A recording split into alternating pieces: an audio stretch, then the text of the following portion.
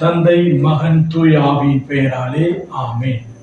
ஆண்டவர் உங்களோடு இருப்பாராக, ஆன்மாவோடும் இருப்பாராக.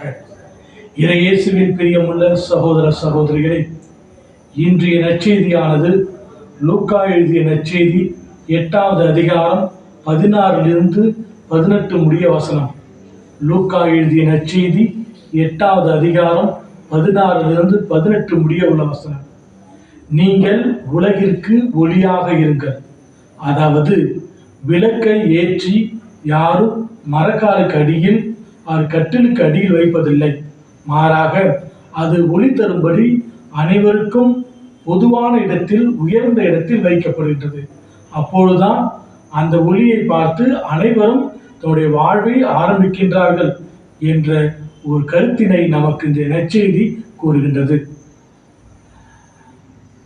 பிராங்க்லின் என்ற ஒரு மிகப்பெரிய அமெரிக்காவை சேர்ந்த தத்துவ ஞானி. இவர் அநேக புத்தகங்களையும் எழுதியிருக்கின்றவர். நல்ல சிந்தனையான வார்த்தைகளையும் அவர் தந்திருக்கின்றார். அவர் வாழ்ந்த காலத்தில் மின்சாரம் இல்லை. அவருடைய ஊர் மொத்தமும் இருளில் இருந்தது. இதை பார்த்த அவர் எவ்வாறு நம்முடைய ஊரை வெளிச்சமாக்க முடியும் என்று யோசித்தார். அதற்காக ஒரு புத்தகங்கள் எதுவும் எழுதவில்லை, மறைவுரைகள் எதுவும் கொடுக்கவில்லை. மாறாக ஒரே ஒரு விளக்கை கொளுத்தி அதை வீட்டின் முற்றத்தில் வைத்தார். அதை பார்த்தபோது, ஊரில் உள்ளவர்கள் பார்த்தபோது, பிராங்க்லின் வீடு மட்டும் இவ்வளோ அருமையாக வெளிச்சத்தோடு இருக்கின்றதே என்று யோசித்து ஒவ்வொருவரும் தன்னுடைய வீட்டில் விளக்கை எடுத்து வந்து வீட்டின் வெளிப்புறம் முற்றத்தில் வைத்தார்கள். அப்போது வைக்கின்ற போது அந்த ஊர் மொத்தமும் வெளிச்சமாய் இருந்தது. இருளில் வாழ்ந்த மக்கள் வெளிச்சத்தை கண்டார்கள்.